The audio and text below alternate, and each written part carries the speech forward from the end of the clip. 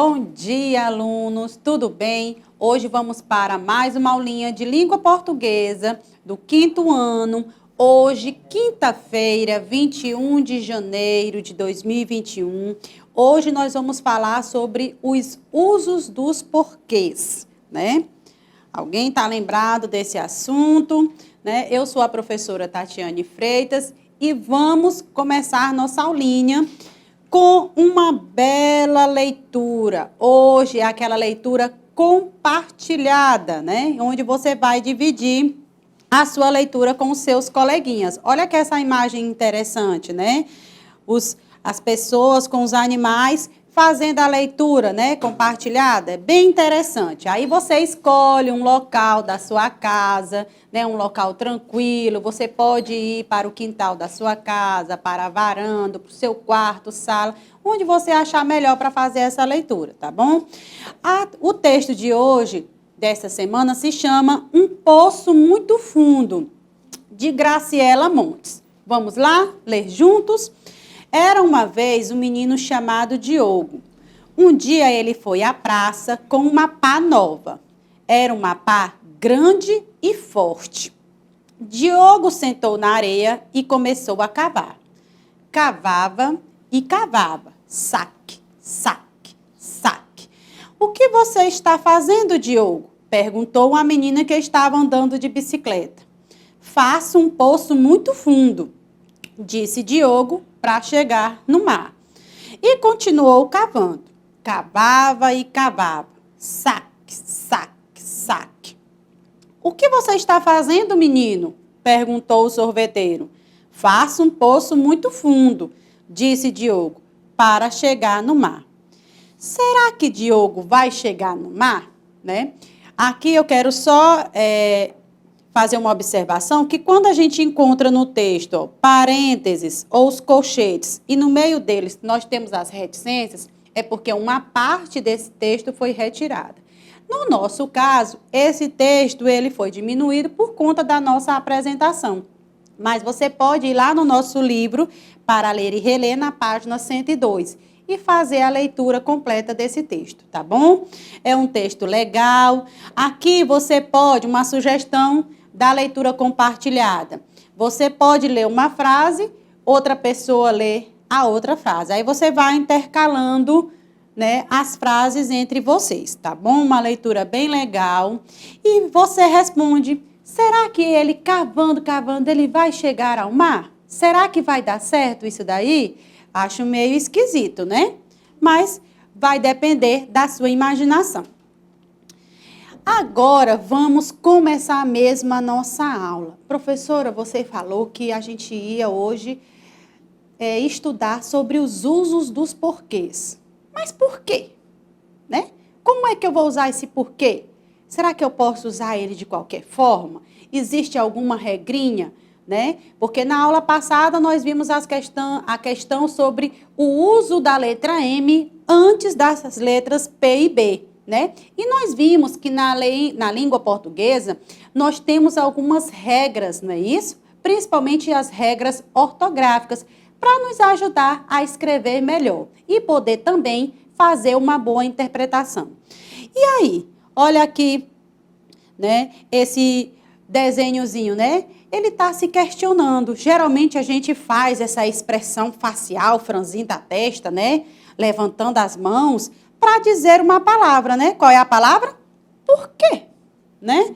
Você sabe como é que se usa esse porquê?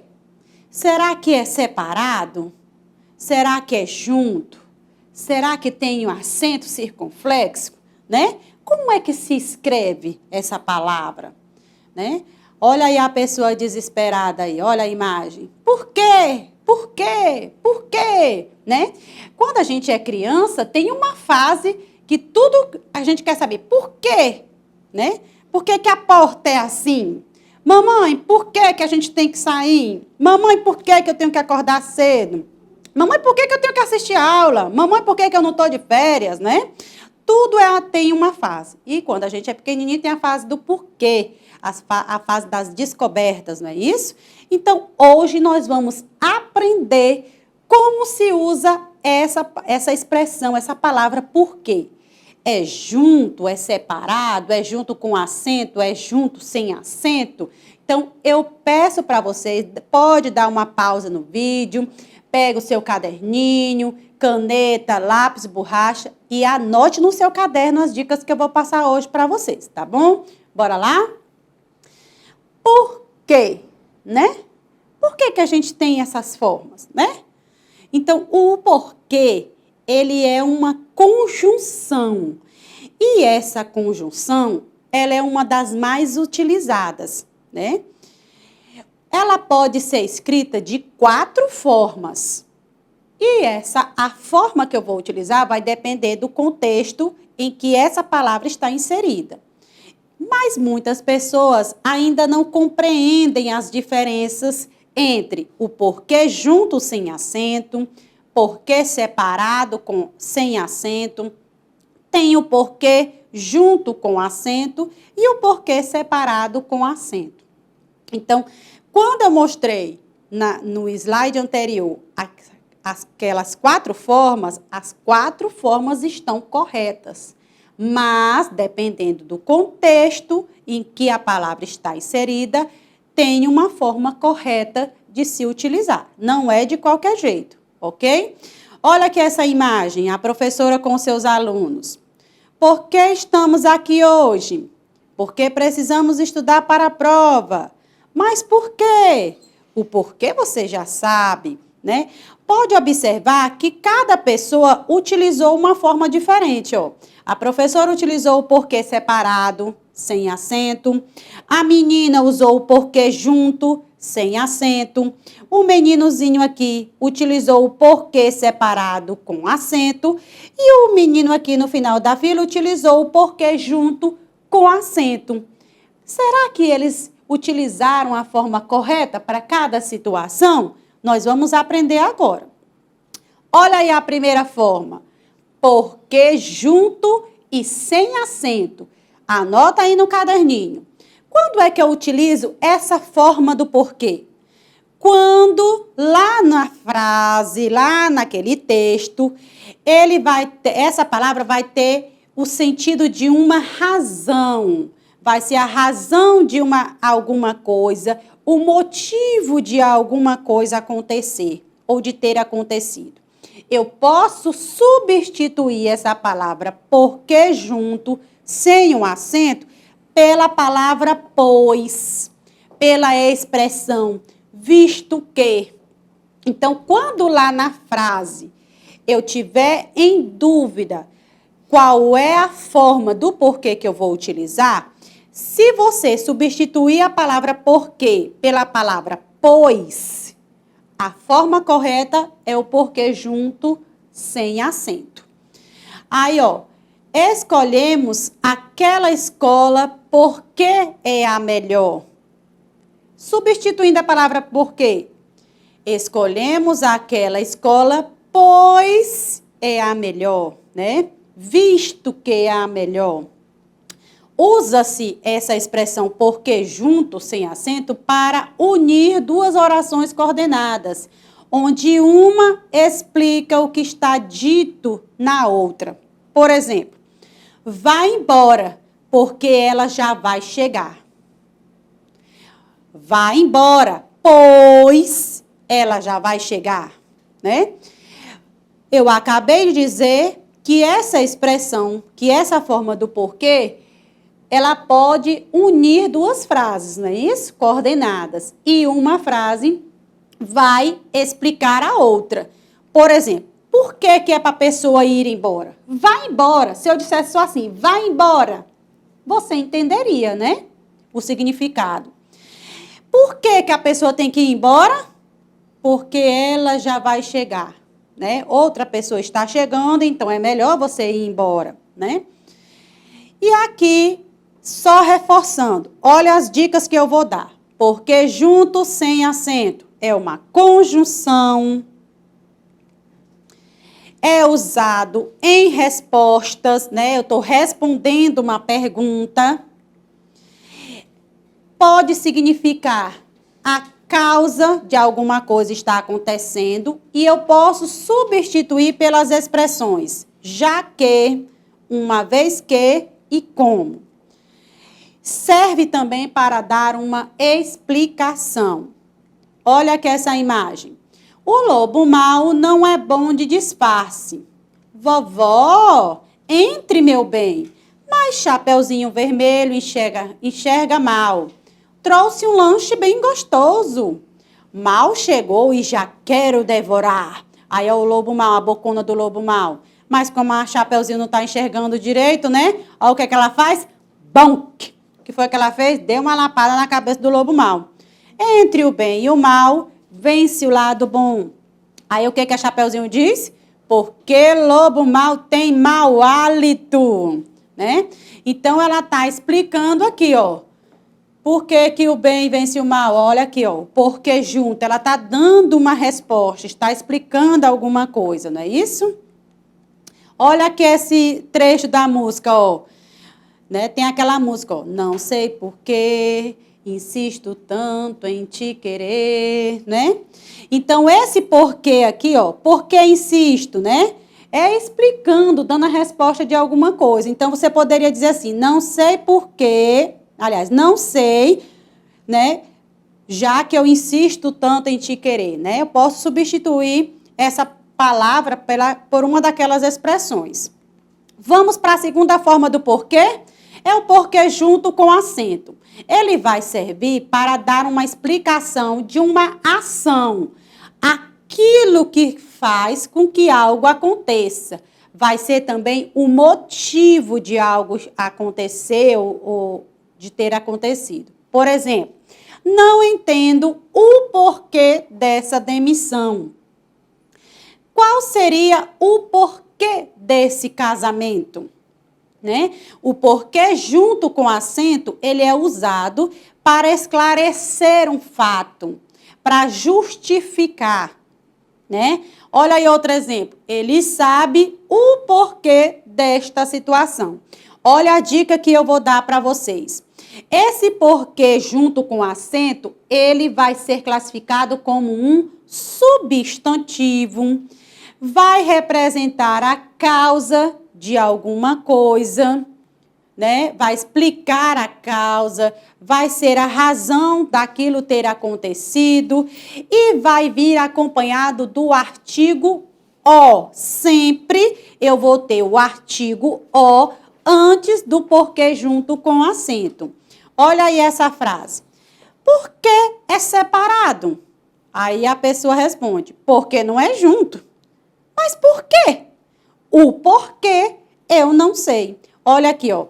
Porque junto com acento, acompanhado do artigo. Então, gravem. Quando é que eu vou escrever o porquê junto com acento? Quando eu tiver o artigo o antes dele, tá bom? Agora, a terceira forma é o porquê separado sem acento. Ele vai representar por qual razão, por qual motivo aquilo, né? Tá acontecendo ou aconteceu. Olha aí a frase. Por que ele ainda não chegou, né?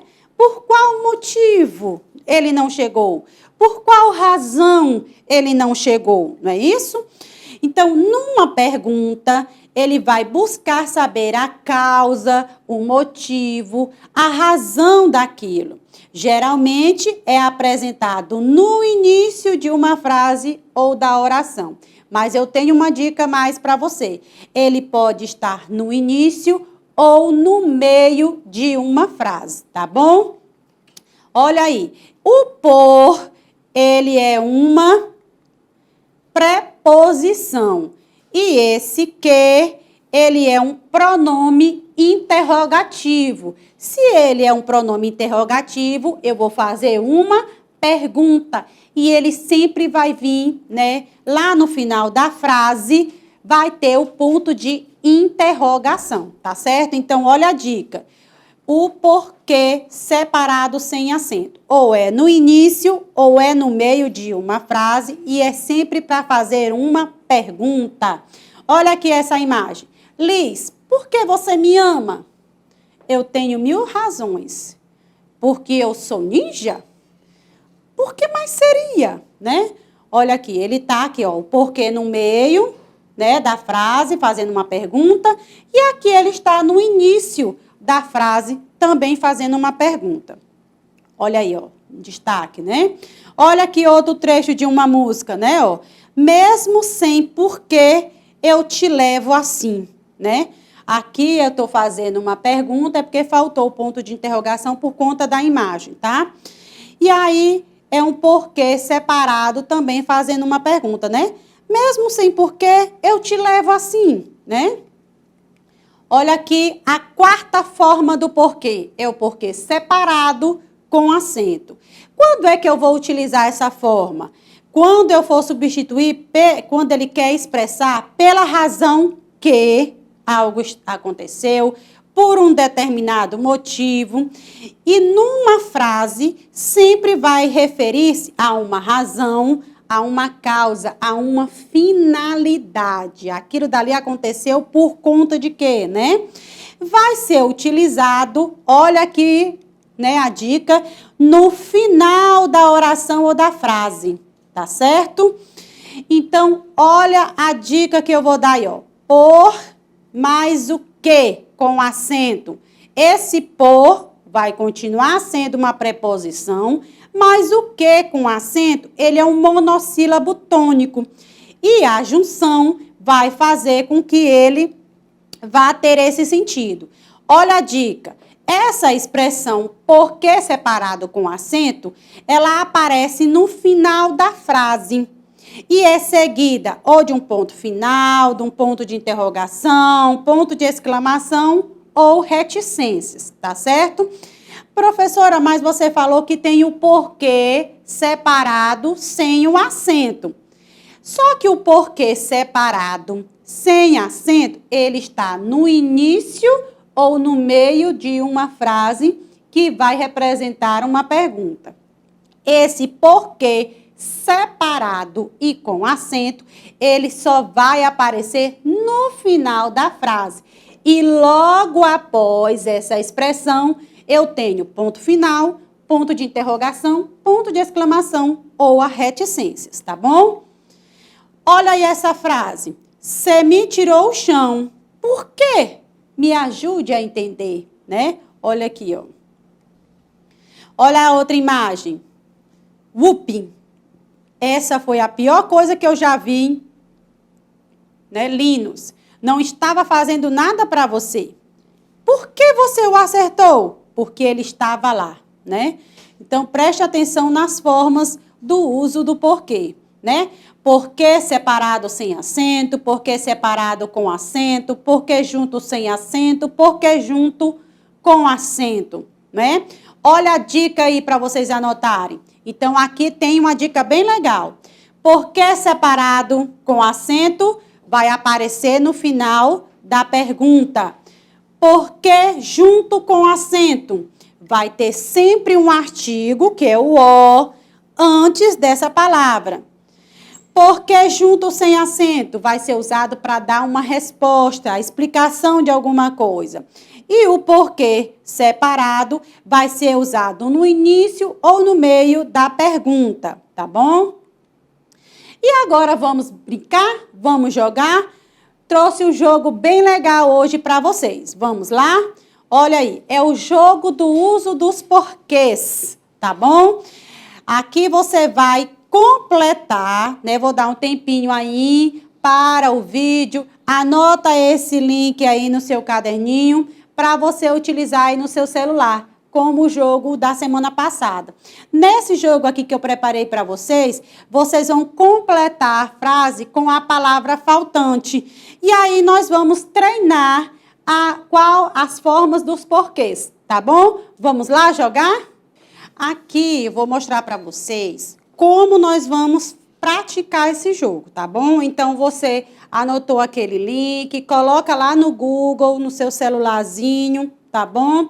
Aí vai aparecer essa parte aqui, tá? Aí tem o uso dos porquês, tem a setinha com começar e a palavra faltante. É uma atividade de conclusão em que você vai arrastar a palavra e vai soltar a palavra no espaço em branco dentro do texto. Olha aí como é que eu vou fazer, ó. Cliquei aqui em cima.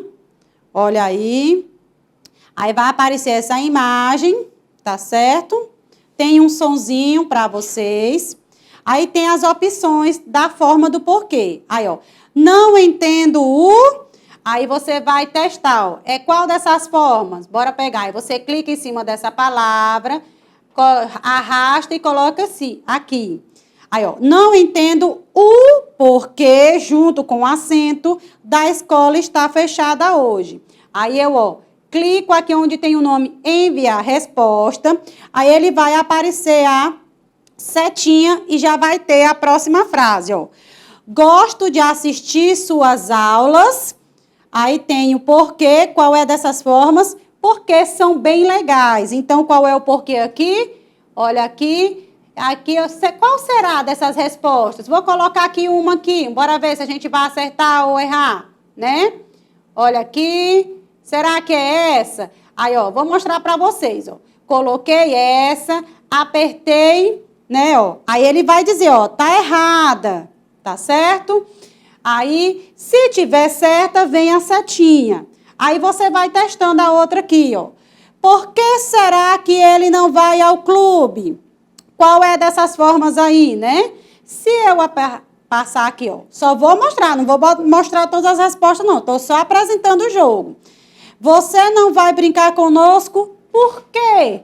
Né? Qual é dessas formas aqui? Aí você pega qualquer uma dessas formas aqui, clica em cima e arrasta para colocar aqui, ó. Por exemplo, ó, aí você vem, ó, clica em cima da forma, arrasta e vem para cá e solta o dedinho em cima. Aí clica lá no enviar resposta. No final do jogo, ele vai apresentar para você a pontuação. Aqui é porque eu não concluí o jogo, tá bom? Então, são apenas 4 frases, 4 perguntas, né? Aí vai mostrar o tempo, tem a tabela de classificação. Você pode clicar para ver as suas respostas, quantas você acertou, quantas você errou. E você pode clicar para começar de novo. É um jogo que você pode fazer com seus coleguinhas, né? Aí nessa tabela de classificação, você vê quem foi que tirou em primeiro, segundo, terceiro e quem ficou em último lugar, tá bom? É um jogo bem legal e eu tenho certeza que vocês vão gostar, ok? E aqui nós encerramos a nossa primeira aulinha sobre os usos dos porquês. Se cuidem, a nossa vida não é descartável, não é isso? Continue em casa, se cuidando e se protegendo. Até a nossa próxima aula. Tchau, tchau.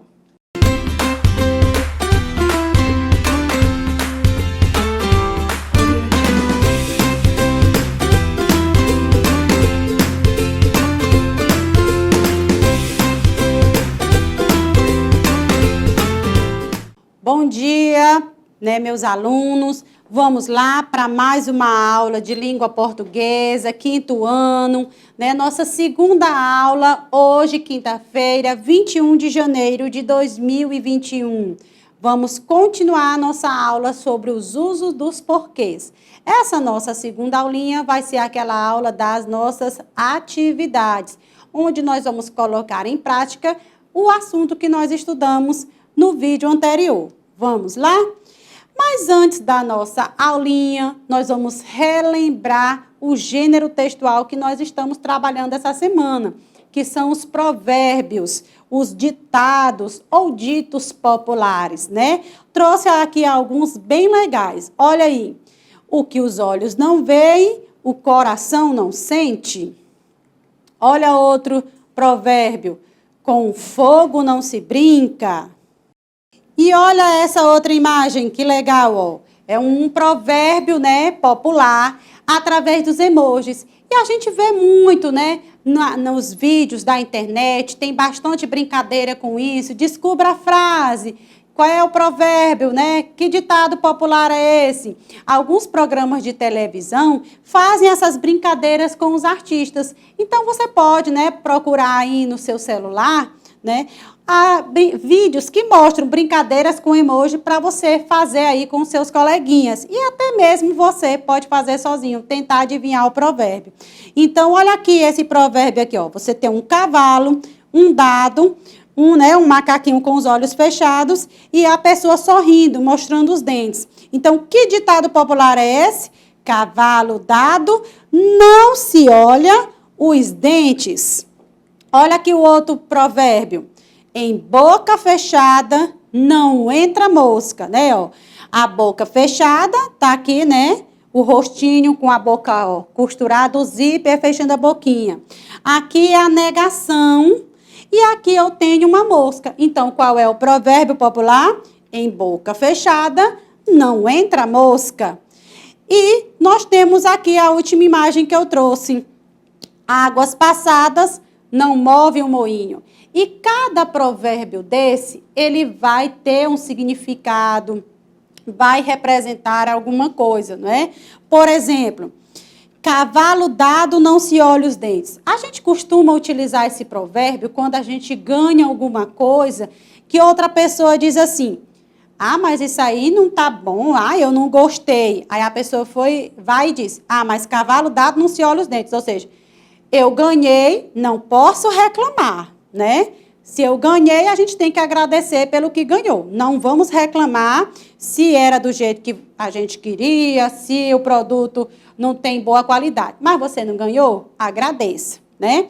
Aí, por exemplo, em boca fechada não entra mosca. Quem fala pouco não se envolve em confusão, não é isso? É melhor ficar calado também do que falar besteira, né? Águas passadas não movem moinho. Geralmente a gente utiliza quando a pessoa vive falando muito do passado. Ah, mas antigamente era assim. Ah, mas fulano era assim. Então vamos esquecer o passado, né? Porque isso aí não vai levar a gente para frente, né? Às vezes a conversa, o diálogo, né? Uma reunião não dá encaminhamento porque você fica, né? Essa pessoa agia assim, mas a produção funcionava desse jeito, né? Então, a gente vai fazendo essas interpretações. E muitas vezes, para a gente, né, causar assim, um suspense, a gente costuma usar esses provérbios populares, tá bom? Então, aqui nós fizemos uma pequena revisão sobre o gênero textual que nós estamos trabalhando nessa semana. Aí, lembram dessa personagem? Né? Quem sabe o nome dessa personagem? A Luna, né? Ela geralmente nos seus desenhos, ela tem uma musiquinha que ela diz como, né? Eu quero saber por que o gato mia, verde por fora, vermelho por dentro, é a melancia. Então, quando nós temos o desenho da Luna, ela sempre vem com um questionamento. Por quê? Por quê? Né? Então, esse porquê, bora relembrar? Por quando é que eu vou usar o porquê separado sem acento? Quando é que eu vou utilizar o porquê junto sem acento? Quando é que eu vou utilizar o porquê separado com acento? E quando é que eu vou utilizar o porquê junto com acento? Né? A gente tem aqui algumas dicas relembrando. Você pode também dar uma pausa no vídeo, pega o seu caderno, lápis, caneta, borracha, para fazer essas anotações aqui. São dicas bem legais. Olha aí, eu achei essa imagem bastante interessante, porque ela resume bem o nosso assunto. Porque junto e sem acento, eu vou utilizar ele para dar uma resposta, tá certo? E eu posso substituir pela palavra pois. O porquê separado sem acento, eu vou utilizar ele em uma pergunta, mas tem uma dica importante. Ele vai estar no início ou no meio de uma frase. O porquê junto e com acento vai representar um motivo de alguma coisa. E a dica dele é porque ele vem depois do artigo o. E quando é que eu uso o porquê separado com acento? Em perguntas, mas eu utilizo ele no final da frase. E logo após essa expressão, eu tenho ponto final, ponto de interrogação, ponto de exclamação ou a reticências, tá bom? Olha aí a dica. Aí aqui eu tenho as frases, olha. Por que tem acento? Eu coloquei o porquê separado sem acento, porque ele está como? No início da frase. Porque sim. Aqui eu estou dando uma resposta, né? Estou respondendo a pergunta. Mas por quê? Olha aqui o porquê separado com acento. Tá no final da frase e logo em seguida tem o ponto de interrogação. O porquê eu não sei. Porque junto com acento logo após o artigo o. Então anota essa dica que eu tô passando para vocês. É bem legal, bem prática e você não vai mais esquecer, ok? Vamos agora para os nossos exercícios. Olha aí, leia o trecho de uma crônica e complete as lacunas do diálogo com as formas adequadas do uso do porquê. Olha aí a crônica. Você acha que sua professora deve ou não deve usar calça comprida na escola? Acho que não deve, respondeu o aluno, baixando os olhos. Por quê? Porque é melhor não usar. E por que é melhor não usar? Porque minissaia é muito mais bacana, né? É uma crônica de Carlos Drummond de Andrade. É um pedacinho, olha que eu falei, né, no vídeo anterior, quando a gente encontrar colchetes ou as reticências, com as reticências, né, ou os parênteses com as reticências, é porque uma parte daquele texto foi subtraída, né? Não coloquei o texto por completo. Então, vou colocar o tempinho para vocês responderem, tá bom? Olha o reloginho aí do tempo. E qual a forma correta que eu tenho que colocar em cada espaço desse? Olha aí. Vamos repetir o pedacinho da crônica. Você acha que sua professora deve ou não deve usar calça comprida na escola? Acho que não deve, respondeu o aluno, baixando os olhos. Aí eu estou fazendo uma pergunta, olha aí. Por quê? Né? Por qual motivo? Né? Esse porquê aí, ele é separado com acento. Porque é melhor não usar. Eu estou respondendo a pergunta, né? Então, é junto, sem acento. E por que é melhor não usar? Aqui está quase no início da frase. Então, é um porquê separado, sem acento. Porque minissaia é muito mais bacana. Como eu estou respondendo a pergunta anterior, o porquê é junto, ok? Vamos lá para o nosso próximo exercício. Leia o trecho abaixo e responda. Olha aí esse texto. O título dele é Porquês e Porquês Engraçados. Por que você acorda? Porque você dorme. Por que o leão fugiu? Porque encontrou a jaula aberta. Por que o pinto pia? Por quê? Não sabe falar. Por que o galo briga? Porque a galinha não está no galinheiro. Por que aquele cachorro não late? Porque é um cachorro quente. Por que a xícara tem asas, mas não voa? Porque não é uma ave. Por que o elefante pesa toneladas? Porque come muito. É um texto de Clécia Márcia. Nesse texto, eu quero que você faça uma pequena interpretação dele. Quero que você me diga qual é o título do texto, quem é o autor ou a autora desse texto, quantas frases possui esse texto e, na sua opinião, o que levou essa autora a dar esse título ao texto, né? Então, olha aí o relógio do tempo, me diga aí, se o tempo for curto, para o vídeo, lê o textozinho com calma. Aí nós temos, né, basicamente, quase todas as formas dos porquês, né? Então, vamos lá. Qual é o título desse texto? Porquês e porquês engraçados. Quem é o autor ou a autora? A autora é Clécia Márcia. Quantas frases possui esse texto? Cada frasezinha dessa, você vai contar. Então, tem que dar 14 frases. E na letra D, eu tenho uma sugestão de resposta. Em sua opinião, o que levou essa autora a dar esse título ao texto? Para que o leitor possa aprender o uso dos porquês de uma forma mais dinâmica, mais engraçada, né? Olha aqui o nosso próximo exercício. Justifique o emprego das formas porque separado sem acento e porque separado com acento na tirinha a seguir. Então, eu quero que você, né, olha aqui a tirinha, tá aí a tirinha, você vai me explicar, né, o motivo de ter sido usado essas duas formas nessa tirinha aqui. Então, preste atenção. Por que tenho que andar atrás de você o dia inteiro? Por quê? Por quê? Para falar a verdade, eu também gostaria de saber, né?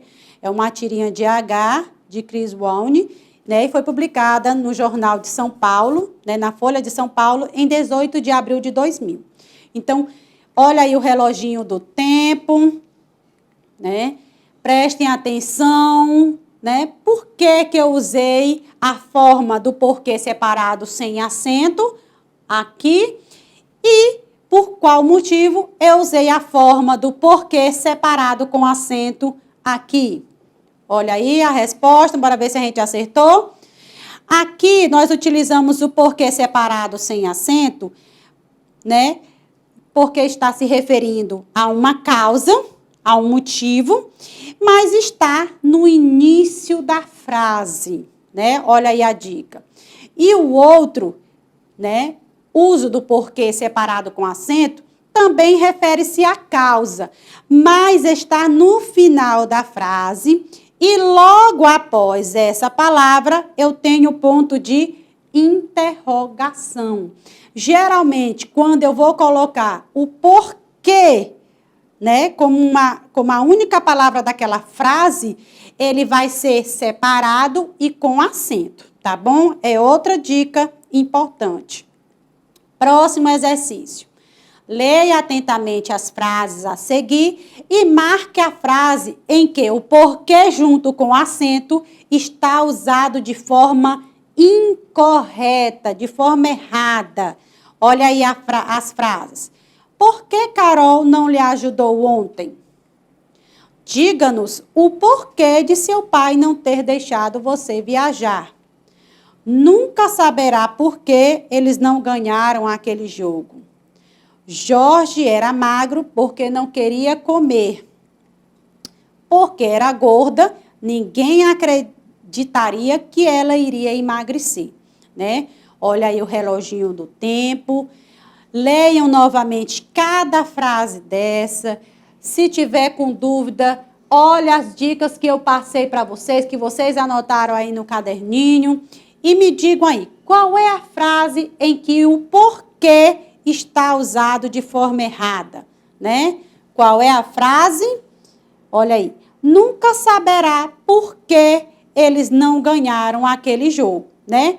Se você observar, esse porquê, ele tem que vir acompanhado do artigo o. E aqui nós não temos, né? Na primeira frase, né, tá no início da frase, tá correto. Aqui eu tenho o porquê acompanhado do artigo o, correto? Né? O porquê junto com o acento. Aqui é um porquê junto sem acento, dando a resposta de alguma pergunta. E nesse caso aqui, também está dando uma resposta, ó. Porque era magra, e aí ninguém acreditaria que ela iria emagrecer. Nesse caso, qual seria a forma correta do porquê? Nunca saberá por que eles não ganharam o jogo, né? Nesse caso, a resposta correta seria o porquê junto sem acento. Próximo exercício. No segundo quadrinho da tirinha abaixo, na oração, por que não sei jogar bola, tem-se uma conjunção explicativa, que poderia ser substituída por desde que as alterações no período. Olha aí, eu vou já dizer como é que nós vamos responder. Olha aí a tirinha. Ele riu de mim só porque eu uso óculos. De mim por causa das orelhas. E de mim porque não sei jogar bola. Espero que um dia ele supere isso. É uma tirinha que foi publicada no jornal Correio Brasiliense com a temática do bullying. Olha aí. Esses dois espaços, vocês vão ter que prestar atenção quais das opções dessas alternativas nós vamos ter que completar. Então, olha aí, ó, que poderia ser substituída, né? A palavra porque, ela vai ser substituída pela palavra pois. Por conseguinte, qual é dessas duas opções? E aqui, ó, desde que se façam alterações no período ou desde que não se façam alterações naquele período. Olha o reloginho do tempo. Neste caso aqui, o porquê, ó. E de mim, porque não sei, né, jogar bola. Esse porquê aí, ele tá com uma pergunta, como uma resposta, tá dando uma explicação, não é? Tá no início, tá no meio da frase, tá no final, tá acompanhado de algum sinal de pontuação? Então, se você observar, esse porquê junto aqui, ele está respondendo alguma pergunta anterior. Então, eu posso substituir pela palavra pois, né? E desde que não se façam alterações naquele período. Por quê? Na hora que eu vou substituir uma palavra por outra, eu estou substituindo por uma palavra sinônima, que tem o mesmo sentido, que tem o mesmo significado e que não é para alterar o significado naquela frase, naquela oração, tá certo? Vamos para o próximo exercício. Olha aí. Leia o cartaz ao lado e complete a frase no final com a forma correta do porquê, né? Será que eu vou utilizar o porquê junto com acento ou é o porquê junto sem acento? Porquê separado com acento ou o porquê separado sem o acento, né? Olha aí o reloginho do tempo. Olha aí o cartaz. Diz assim: como nós vemos um carro a menos. Como é que a indústria automobilística vê? Menos um carro. Como o governo vê? Um IPVA a menos. Como o sistema de saúde vê? Um cardíaco a menos. Como o SP Trans vê? R$ 2,60 a menos ou R$ 5,20 a menos. E como a administração municipal vê? Ela não vê, né? Aí a pergunta final é: por que não tem ciclovia nessa cidade? Esse porquê aqui, ó, ele está no início da frase. Olha aí a dica. Vai ser separado sem acento, separado com acento, junto sem acento ou junto com acento. Olha aí. É separado e sem acento, devido estar no início da frase e a frase ser interrogativa. Eu estou fazendo uma pergunta, tá bom? Próximo exercício. Observe a mensagem ao lado e complete-a com a forma correta do uso do porquê. Olha aí. Quem lembra desse desenho? Como é o nome? É o desenho do Chaves, né? Isso é o Chaves e o Seu Madruga. Aí o Seu Madruga tem a mania de dizer como? Só não te dou outra, por quê? Né? Então, eu quero que você complete essa mensagem com a forma correta do porquê, né? E aí? É o porquê separado, sem acento, separado com acento, junto sem acento ou junto com acento? Olha aí o reloginho do tempo. Tenta se lembrar, né, do programa. Só não te dou outra porque... E aí, qual é a forma correta? Bora ver quem acertou? Porque junto com acento, né? Só não te dou outra porque... Ele fica morrendo de raiva, não é isso? Próximo exercício. Na frase, porque se quiser, eu posso ser todinho seu, a palavra destacada tem o sentido equivalente a quê? Aqui ele fez uma brincadeira com a palavra todinho, né? Tem tipo um achocolatado da marca Todinho. E aqui ele quis dizer que ele era todinho seu, todo, né? Ele usou a palavra no diminutivo, tem a palavra todo e ele colocou todo no diminutivo, todinho. Mas ele fez referência ao achocolatado. Olha aí as tirinhas do Zé. Você gosta de Toddy? Sim. Por quê? Porque se quiser eu posso ser todinho seu, né? Ele está paquerando aí a moça. E aí, olha aí, qual dessas expressões, qual dessas palavras eu posso colocar no lugar da palavra porque, mas sem alterar o sentido da frase? É portanto, todavia, pois ou afinal. Olha aí, vou dar aí um tempinho, preste atenção aí no tempo. Releia novamente a tirinha. Qual é a frase em que eu tenho que fazer essa substituição? Então, você vai testando as opções e vendo qual é a que melhor se adequa. Então, se eu colocar o portanto, ficaria como? Portanto, se quiser, eu posso ser todinho seu. Todavia, se quiser, eu posso ser todinho seu. Pois, se quiser, eu posso ser todinho seu. Afinal, se quiser, eu posso ser todinho seu.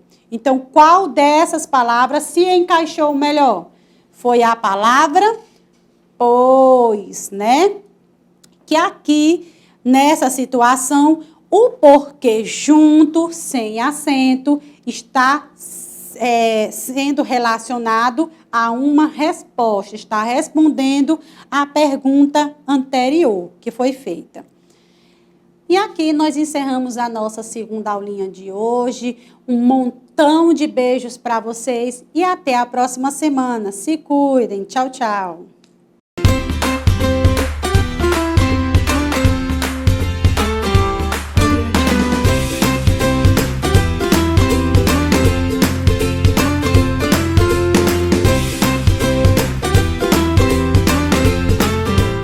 Olá, meus amores, bom dia! Eu sou a professora Ila e agora nós vamos começar a nossa aula de Geografia. Geografia do 5º ano. Hoje é o dia 21 de janeiro. Nosso assunto hoje é proporção e escala. Nossa, é um assunto um pouco complicado, não é? Mas vai ser bem facinho, vai ser muito tranquilo hoje. Antes de começar, eu quero lembrar com vocês um assunto que nós já falamos. Lembram-se dos elementos cartográficos? Lembram-se que nós estudamos alguns mapas?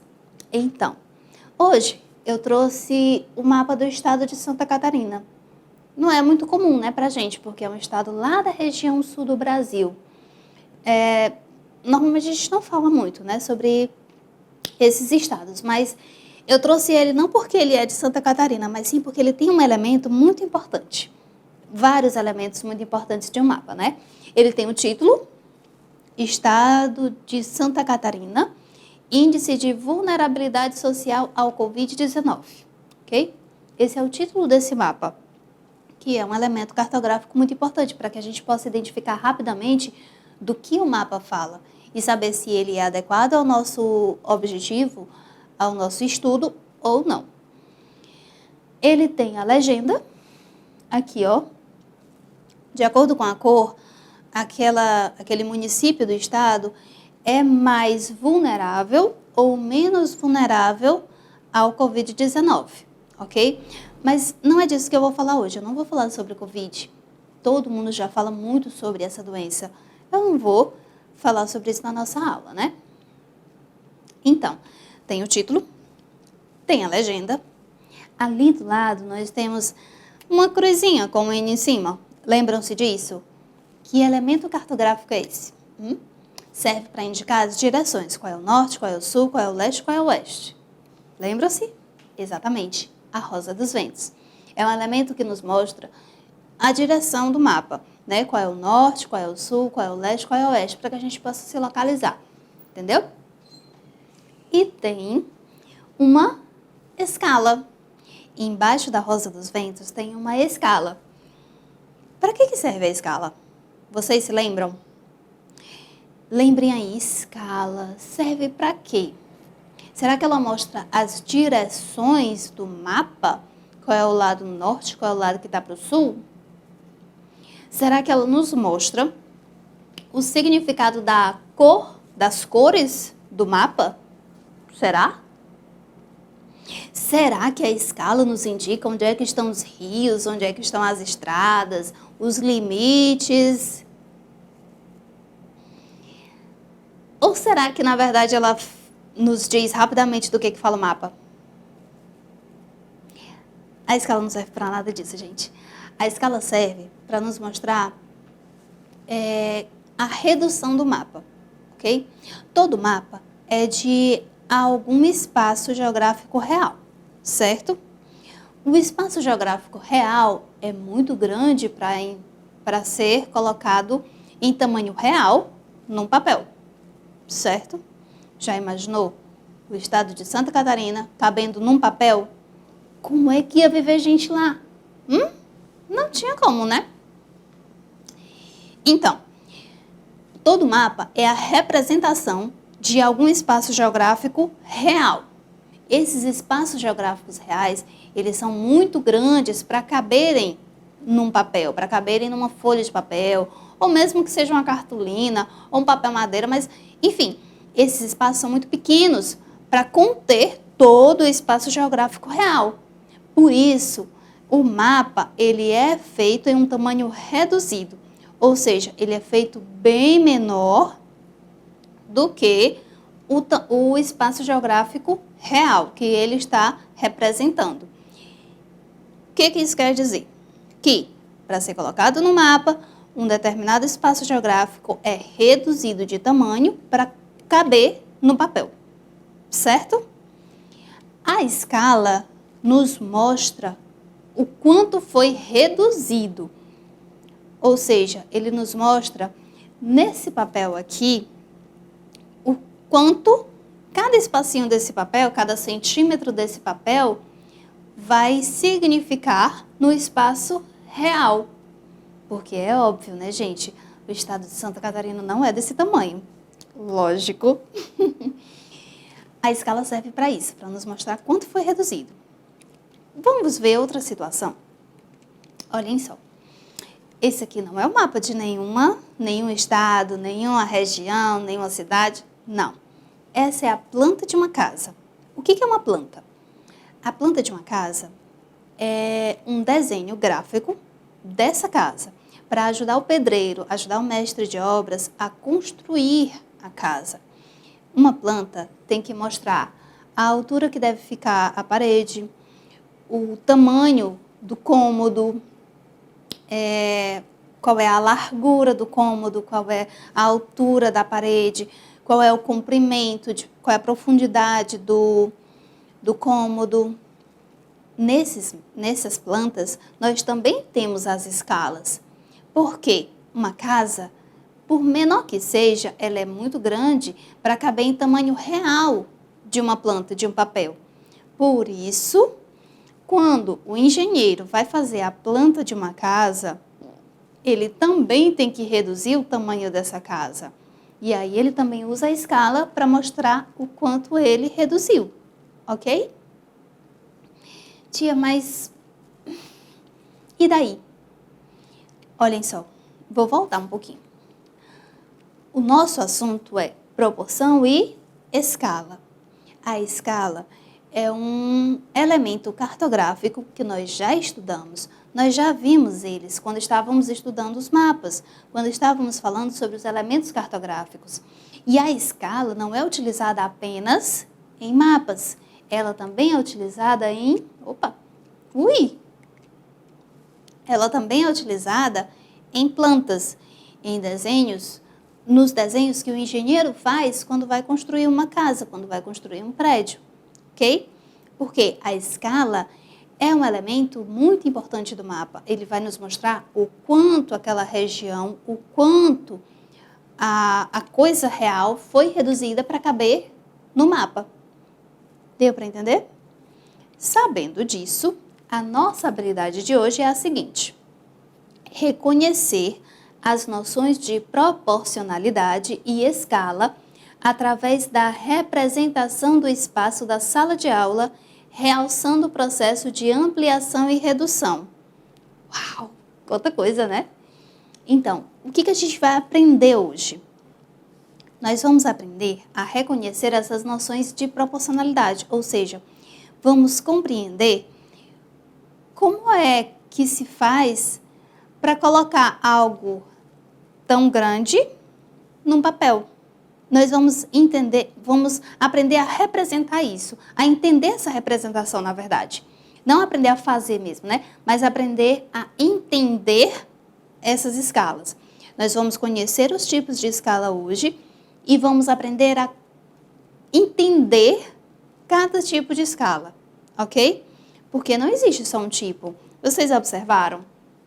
A escala da planta é de um jeito, é 1/100. Já a escala do mapa é como se fosse uma régua, no meio tem o 0, e aí de um lado tem 50 quilômetros e do outro lado tem 25 e 50. Elas são bem diferentes. Essa escala é diferente dessa escala. Isso quer dizer que existe mais de um tipo de escala e nós vamos entender as duas hoje, vamos conhecer as duas hoje, ok? Além de conhecer essas escalas, nós vamos conseguir entender como é que nós podemos utilizá-la no dia a dia, tá? E como é que nós podemos compreender a sua importância dentro das representações cartográficas, ok? Tanto na questão de ampliação quanto na questão de redução. Por quê? Olhem só, vou voltar aqui nesse exemplo. Quando o engenheiro desenhou essa planta, essa aqui é só a frente da casa, né? Obviamente tem uma planta dos cômodos, uma planta da parte de trás, uma planta do restante da casa. Óbvio, né? Quando o engenheiro fez o desenho, ele colocou o quê? Ele fez, né, do jeito que devia ser a frente da casa, e ele observou o tamanho do papel, certo? Nesse papel ele foi anotando, ó, tantos metros, aqui é tantos metros, essa parede é tantos metros, aquela outra parede vai medir outros tantos metros, a porta vai medir tantos metros, ok? Essa soleira aqui, né, vai medir tantos outros metros. E ele foi anotando, ele foi rabiscando, ele fez a casa, e aí daqui, ó, nessa parede aqui da frente, né, que é como se fosse uma coluna, e aqui é como se fosse o alpendre, né? Ele esquematizou, tem um alpendre na frente, e aí depois tem a entrada. Ele colocou a altura, essa parte do alpendre vai medir 60 centímetros, e daqui até o chão vai medir 3,39 metros, ok? Ele foi colocando, ele desenhou e depois ele foi colocando os valores reais. E aí, para que ficasse mais completa a informação, ele fez a escala, ou seja, isso aqui não é para... O pedreiro não vai construir exatamente desse tamanho, não é? Ele vai medir aqui. Cada centímetro do desenho, cada centímetro do desenho vai representar um determinado valor de metros na realidade. Pode ser que cada centímetro valha 1 metro, ou cada centímetro valha, não sei, né? Provavelmente 1 metro, cada centímetro vale 1 metro. Então, se aqui tem 2,10 centímetros, quer dizer que na realidade é para ser 2,10 metros, ok? Isso é que a gente chama de proporcionalidade. É a ampliação. Ele fez um desenho pequeno e aí, quando for para a realidade, ele vai colocar os valores reais, certo? Então, vamos lá. Mas, afinal de contas, o que é escala? Eu estou falando de escala, tá, mas o que é uma escala? Será que escala é de escalar? Escalar o Monte Everest, será? Claro que não, né? A escala é o elemento cartográfico que representa a relação de proporção entre a área real e a sua representação gráfica. Ou seja, aquela escalinha, aquele desenhinho, né, aqueles valores, eles representam a relação que existe entre a área geográfica real grande e aquela representação, aquele mapa ou aquela planta baixa, ok? ela indica o quanto um determinado espaço geográfico foi reduzido para caber no local em que foi confeccionado em forma de mapa. Ou seja, a escala mostra para a gente o quanto a área real foi reduzida, foi diminuída de tamanho para poder ser contida naquele mapa, certo? Vou voltar novamente aqui. O estado de Santa Catarina é enorme, ele não caberia em uma folha de papel. Por isso, o cartógrafo ou a pessoa que fez esse mapa, ele reduziu o tamanho do estado. Ele foi desenhando em tamanho menor. E para que as pessoas que venham a ler esse mapa, que venham a acessar esse mapa, como eu acessei lá no Google, né? Eu coloquei mapa e apareceu essa imagem, para que eu possa entender, para que você possa entender, qualquer pessoa que acesse esse mapa possa entender o quanto essa área foi reduzida, ele colocou a escala. E nessa escala, a gente vê o quê? Cada pedacinho daqueles, entre uma linha e outra, vai medir tantos quilômetros. Ou seja, um determinado centímetro desse mapa aqui é equivalente a 50 quilômetros de distância, né, na realidade. Ok? Então, é pela escala que eu vou saber isso. É a escala que vai me mostrar quanto de redução esse mapa sofreu, para que a área geográfica real pudesse caber dentro dessa folha, dentro desse mapa. Certo. Isso é que é uma escala. Ela é esse elemento que nos mostra o quanto aquele espaço geográfico foi reduzido para poder caber numa folha de papel, para poder caber naquela representação gráfica. Ok? Como eu tinha dito, nós vamos ver os tipos de escala. Existem dois tipos de escala, a escala numérica e a escala gráfica. A escala numérica é aquela que a gente viu na planta da casa, né, que tinha lá 1/100, ok?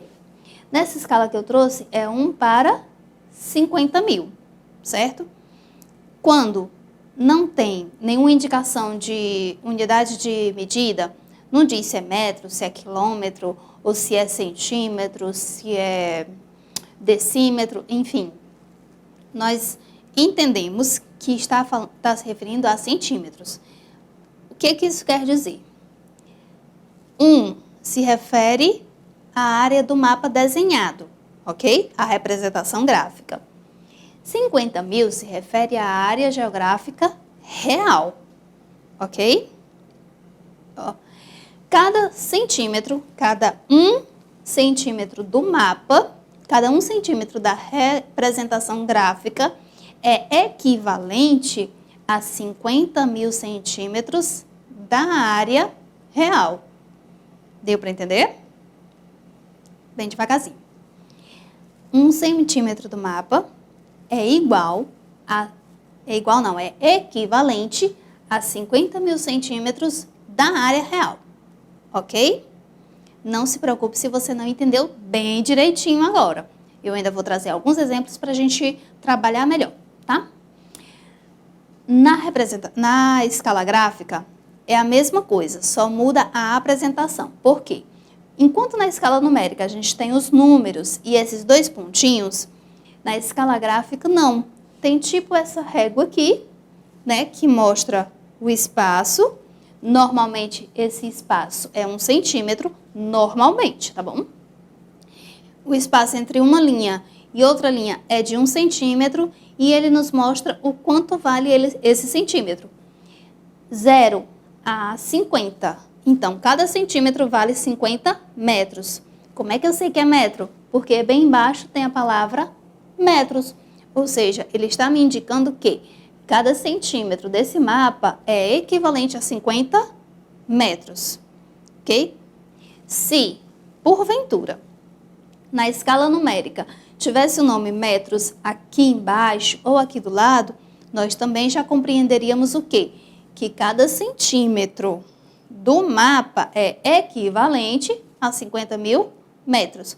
Mas como não tem nome, não tem indicação se é metro, se é quilômetro, nós entendemos, nós subentendemos que cada 1 centímetro do mapa é equivalente a 50 mil centímetros da área real, ok? A outra forma de representação da escala gráfica, a outra forma de apresentação da escala gráfica é esse quadriculado aqui, tá? É a mesma coisa daquela régua de cima. É a mesma coisa, só muda a apresentação, tá bom? Mas, ó, observem que o espaço é o mesmo, a indicação de espaço real também é a mesma. Entre um ponto e outro ponto é equivalente a 50 metros, ok? Eita, tia, calma, quanta coisa, quanta informação, como é que eu vou trabalhar isso na minha vida? Isso vai mudar em que a minha vida? Como é que eu vou trabalhar isso? Como é que eu vou ver isso? Para que eu preciso disso?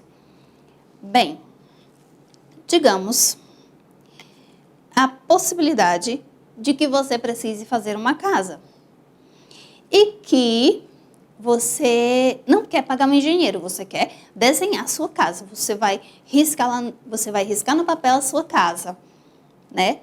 E você quer fazer bem direitinho para que o pedreiro entenda completamente. Você vai precisar dessa escala. Você vai precisar observar quantos metros são equivalentes a cada centímetro do seu desenho, para que ele possa compreender perfeitamente o seu desenho e qual é o tamanho da casa que você quer, ok? Mas vamos ter um exemplo? Vamos para um exemplo para ver se a gente entende melhor? Vamos de exemplo? Vamos lá. Observem aqui. Essa é uma sala de aula. Uma sala de aula já bem atual, né, gente? Todo mundo de máscara, ninguém se pegando, todo mundo na distância, né? Todo mundo, cada um no seu quadrado, distante um do outro, ok? E ali nós temos a representação gráfica dessa sala de aula, ou seja, é um mapa da sala de aula, tá? Já indicando a área da professora e a área de cada aluno. Observem que é uma sala bem pequena, não é isso? Vejamos. A sala real, ela mede 10 metros por 5 metros, ok? Mas 10 metros por 5 metros é muito grande para caber num papel, para caber em um desenho. O que foi que nós fizemos? Nós fizemos um desenho reduzindo o tamanho da sala. E o desenho que foi feito mede apenas 20 centímetros por 12,5 centímetros. Ok. Na realidade é 10 por 5. No desenho ficou 20 por 12,5. Quanto foi que reduziu? Quanto foi reduzido? Quantos metros eu tive que ir reduzindo, diminuindo, juntando para poder caber no papel? Será que eu tirei mais da metade da sala e desenhei só uma parte da sala? O que vocês acham? Claro que não tirei nenhuma parte, né? Claro que não foi tirada nenhuma parte da sala. Foi reduzido. Como é que a gente vai saber quanto foi reduzido? Precisamos de uma escala. Para saber quanto foi a redução. Para saber se vai que alguém resolve pegar esse desenho e montar uma sala de verdade. Aí a pessoa vai montar uma sala de 20 centímetros por 12,5? Será? Claro que não, né? Ele precisa saber da escala para saber quanto foi reduzido e assim poder representar, poder passar para o tamanho real, tá bom? É um pouquinho complicado, né? Eu sei que é complicado, mas a gente vai aprender com certeza, porque eu achei um jeito bem simples de explicar. Vamos lá. Sim, tem alguns números. Olhem só. Para a gente montar essa escala, para a gente saber como foi feita essa redução, o quanto foi reduzido da sala de aula normal para caber no desenho, na representação gráfica, a gente vai calcular a escala desse desenho. Olha como é que nós vamos fazer. Primeira coisa, vamos observar o tamanho da sala real. É 10 metros de comprimento por 5 metros de largura, certo? O desenho ficou apenas em 20 centímetros de comprimento e 12,5 centímetros de largura, certo? Primeiro desafio, o desenho está em centímetros e o espaço real está em metros. Como é que a gente faz? A gente primeiro tem que converter o espaço real em centímetros para poder fazer a escala, para poder ver a equivalência da escala, ok? 10 metros é o equivalente a 1.000 centímetros, ok? E 5 metros é equivalente a 500 centímetros, ok? Tá. Então, se a gente vai calcular a área dessa sala, nós multiplicamos o comprimento pela largura. Não podia ser em metros, porque aí ia dar errado. Só podia ser em centímetros.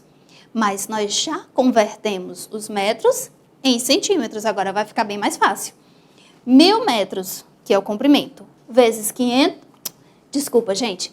1.000 centímetros, que é o comprimento, vezes 500 centímetros, que é a largura, é igual a 500.000 centímetros quadrados. É muito centímetro quadrado, não é? O desenho, nós também precisamos ter a área dele. O desenho mede 20 centímetros de comprimento por 12,5 centímetros de largura, certo? Beleza. Como é que a gente calcula a área? É só multiplicar. 20 por 12,5 é igual a 250 centímetros quadrados. Nós temos a área em centímetros da sala e nós temos a área em centímetros do desenho, ok? Lembram-se lá do comecinho, vou voltar aqui nos tipos de escala, que o primeiro número, o numerador, é a área do mapa e o segundo número, denominador, é a área real. Ou seja, é como se fosse uma fração, não é? O numerador em cima e o denominador embaixo. O numerador é a área do mapa e o denominador é a área real. Nós já temos... Opa, desculpa, gente. Nós já temos a área do desenho, que é a área do mapa, e já temos a área real. Se a área do mapa é o numerador e a área real é o denominador, eis aqui a nossa razão, a nossa fração. 250 centímetros quadrados é o numerador e 500.000 centímetros quadrados é o denominador.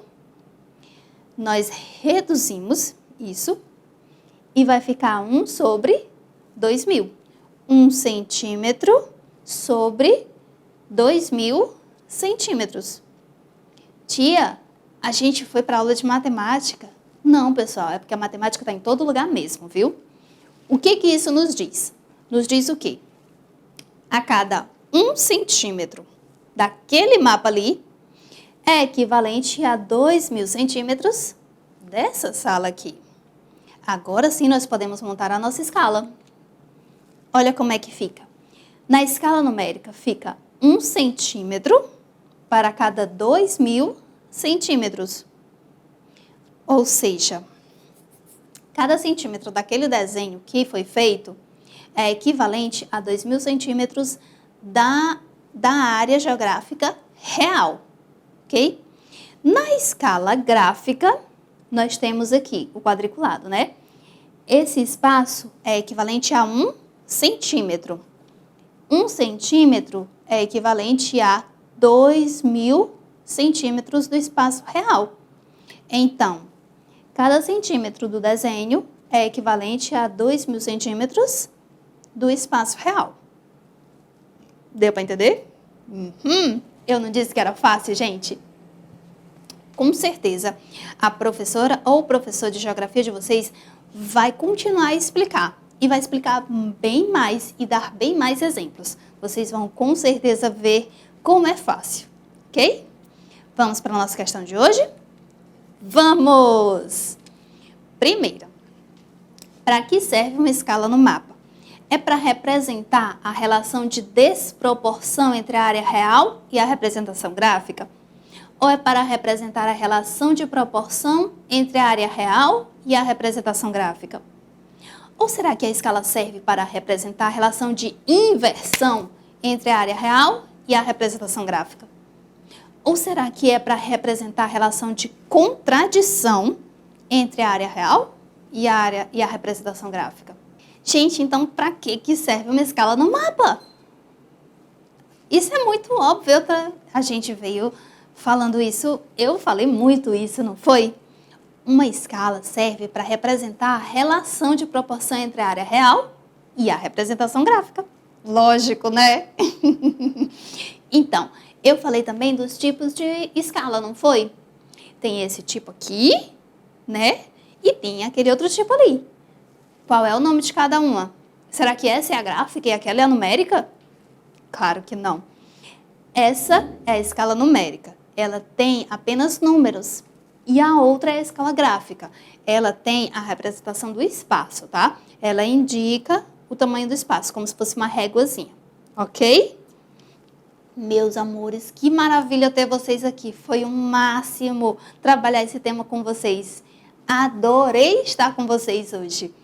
Eu sou a professora Ila. Essa foi a nossa aula sobre proporção e escalas. As escalas são importantes, pessoal, não esqueçam. Então, numa escala de 1 a 10, a minha nota para vocês hoje foi 10. Meus amores, essa foi a nossa aula de geografia de hoje. Nós trabalhamos proporção e escala. Existem dois tipos de escala, hein? Escala numérica e escala gráfica. Eu ia me embolando. Pessoal, foi um prazer estar com vocês hoje. Participe da interação da escola. A professora de vocês está esperando interagir com vocês. Tudo bem? Foi um prazer estar com vocês. Até a nossa próxima aula. Um beijo no coração.